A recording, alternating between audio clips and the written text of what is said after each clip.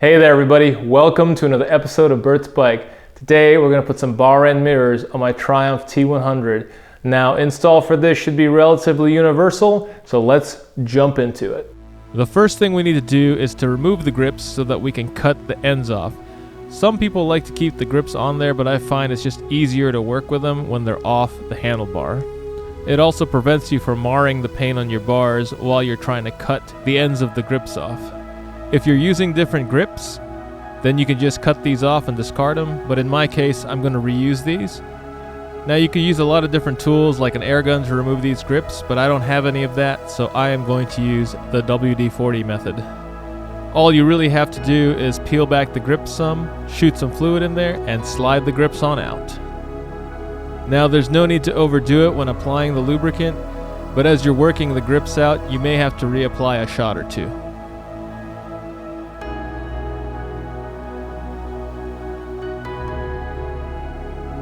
Now that you have your grips removed, the next step is to clean these out. Now I like to use some rubbing alcohol to get in there, just slosh it around. And afterwards, follow it with a paper towel just to get all that residue out of there.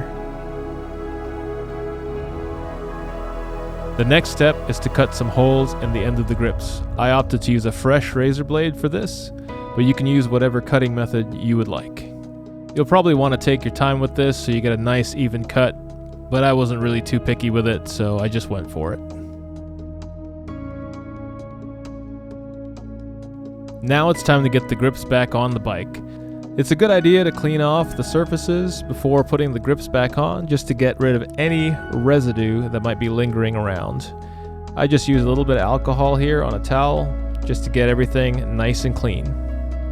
Now the method I like to use to get the grips back on the bike is just to use some rubbing alcohol, pour it inside the grips, and slide the grips on in. Using alcohol actually has a twofold purpose. One, it acts as a lubricant getting the grips on in, but also once that alcohol dries, it holds the grips firmly in place. This way, you're not using any messy glues or adhesives. The next step is to get your bar end mounts ready. Now these are all pretty similar, but mine came with a screw, nut, the bar end holder, as well as a couple flanges to size for your bar ends. Now if you have smaller bar ends, you probably just need one of these, but if you have the bigger versions like mine, you're gonna have to stack them.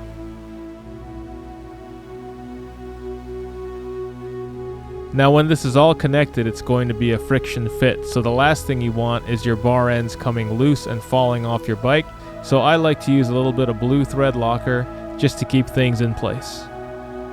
Now you're going to want to get the flanges started a little bit before you put them on the bar ends.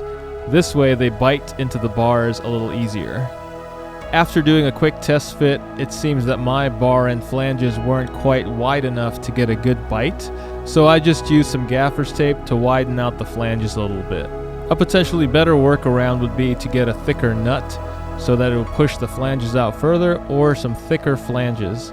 I think the tape will work fine for me since I only just needed a little bit of width. Now depending on the bars that you have on your bike and the mounts that you choose, your mileage may vary here. Let's go ahead and get this on the bike. Now depending on the mirrors you choose, you may need to put the stem in before you put the bar end mounts in. Since I used some tape and widened the flanges beforehand, I kind of had to get them to a point where they would have some bite when I put them in the bar ends. So I widened them up a little bit, then used a rubber mallet to gently tap them in. Now if you don't get the flanges started before putting them in the bar ends, a lot of times that nut on the end will just spin freely and not widen the flanges.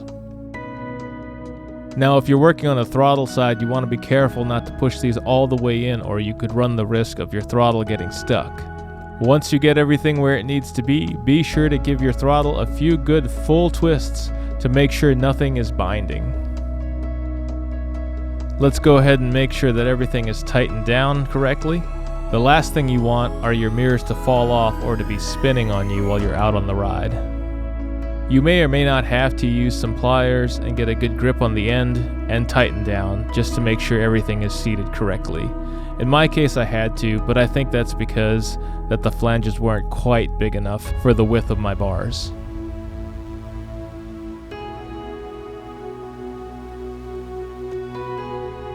Once you're happy with everything, it's time to get the actual mirrors on the bike. Now you don't need everything torqued down so tightly with the mirror and the mirror assembly, but in my opinion, with the bar end mounts, you should not be able to spin those with your fingers alone. So my particular bar end mirrors and mounts were from TEC Bike Parts, and I gotta say I like how these were made, and I also like how they came unassembled. That gives you the option to put the mirrors on at the very end, greatly reducing your chances of dropping and shattering your mirror while you're trying to get everything affixed to the motorcycle. Once you get your mirror in place, go ahead and Loctite that last set screw. Now you'll want this last set screw tight, but not so tight to where you can't make an adjustment when you're on the motorcycle. At this point, you are done. If you have another mirror to put on the other side, it's pretty much the same exact way, except you don't have to deal with the throttle tube. Now it's time to make some small adjustments and then take the bike out on a test ride to make sure everything is where it needs to be.